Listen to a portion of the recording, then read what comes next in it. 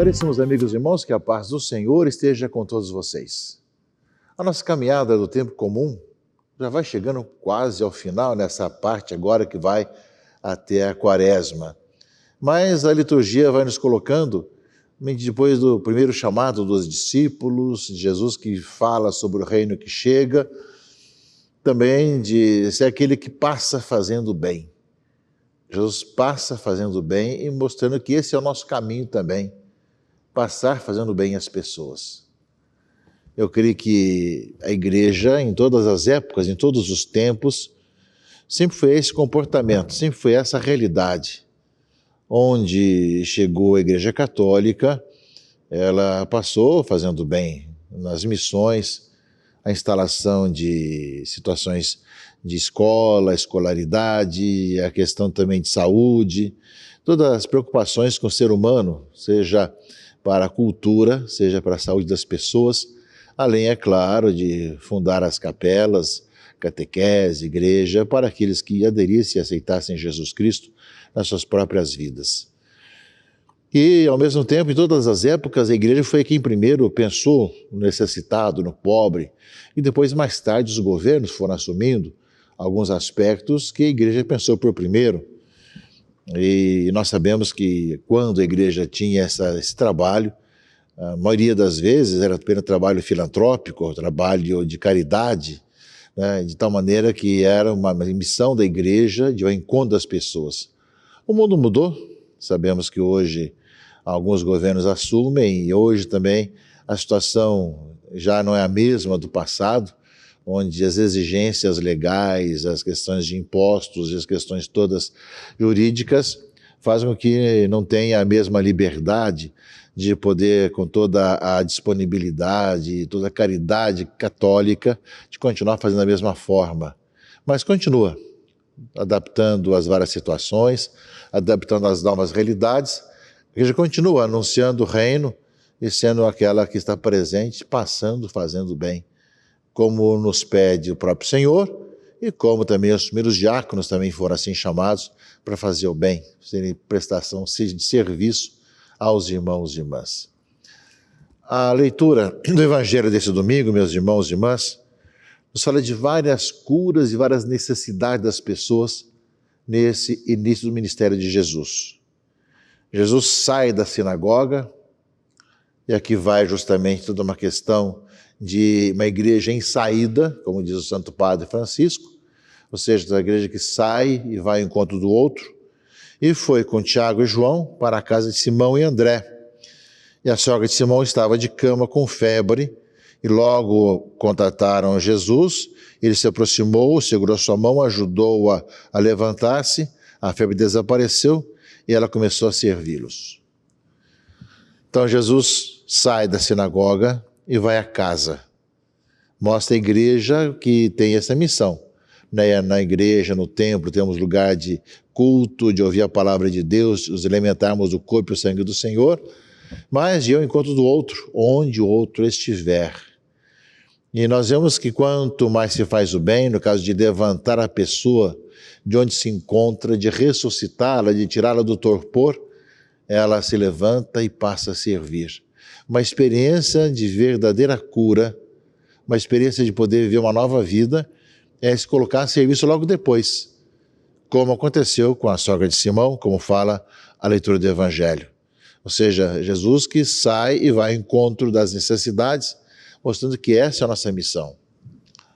Mas, ao mesmo tempo, nós vemos que, à tarde, depois do pôr do sol, portanto, já escurecendo o dia, levaram a Jesus todos os doentes e os possuídos pelo demônio. A cidade inteira se reuniu em frente da casa. Jesus curou muitas pessoas de diversas doenças e expulsou muitos demônios, e não deixava que os demônios falassem, pois sabiam quem ele era. Portanto, meus irmãos e irmãs, além de Jesus ir ao encontro de quem necessitava, também muitas pessoas que necessitam vão ao encontro de Jesus. São dois tipos de movimentos. De um lado, Jesus vai, sai da sinagoga e vai ao encontro, e do outro lado, onde está Jesus, multidões se achegam a Jesus. para encontrar a vida, para ter realmente expulso o maligno dos seus corações. É a nossa missão enquanto igreja também. De um lado, ir ao encontro das pessoas, do outro lado, também acolher aqueles que chegam, sempre em número muito grande, em várias necessidades. Não só uma questão de alimentação, como talvez agora, em épocas de pandemia, aconteceu tanto, mas de diversas maneiras, pessoas que chegam necessitadas de uma palavra, de uma luz para a sua vida, para a sua caminhada. Tantas situações que a palavra de Deus e a presença de Cristo na sua igreja vem trazer não apenas alento, mas luz, força, esperança e coragem no meio de tantas dificuldades. É a nossa missão de acolher como Jesus Cristo o fez, não é? Nessa tantas situações que se chegaram ali à porta e se aglomeraram de tal maneira que Jesus tinha uma palavra de salvação, de libertação para todos. Depois, continua, de madrugada, quando ainda estava escuro, Jesus se levantou e foi rezar no lugar deserto. Simão e seus companheiros foram à procura de Jesus. Quando o encontraram, disseram: todos estão te procurando. Ou seja, não é só fazer, não é só ter atividade, é também falar com o Senhor, com Deus nosso Pai. Jesus, depois de toda essa atividade, sai da sinagoga, ir na casa de Simão, curar a sogra de Simão e atender a multidão na porta de casa. Quando chega de madrugada, ele vai rezar em silêncio. Vai falar com o Pai, que também lembra para nós, enquanto igreja, que não podemos nos reduzir a pessoas que são apenas executivas, que fazem muitas coisas, que organizam muitas coisas, que também, claro, que é necessário, mas que nós somos chamados a viver uma vida de intensa oração, de ver realmente os sinais dos tempos e ouvir a voz de Deus e falar com o Senhor.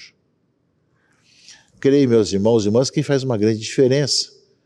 Não somos uma empresa de estar fazendo as coisas bem calculado.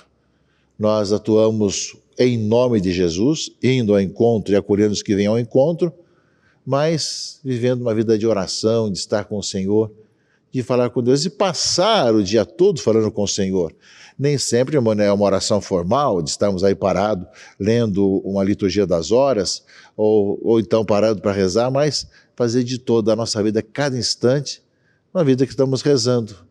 Tudo em torno do Senhor, a nossa conversa, a nossa discussão, as nossas reflexões, né, sempre levando-nos à oração de agradecer ao Senhor por tantos dons, como fala aqui a leitura também do Evangelho. E por fim, termina a leitura do Evangelho desse domingo, dizendo que todos estão te procurando. Jesus respondeu: vamos a outros lugares, às aldeias da redondeza, devo pregar também ali, pois foi para isso que eu vim. E andava por toda a Galileia, pregando em suas sinagogas e expulsando os demônios.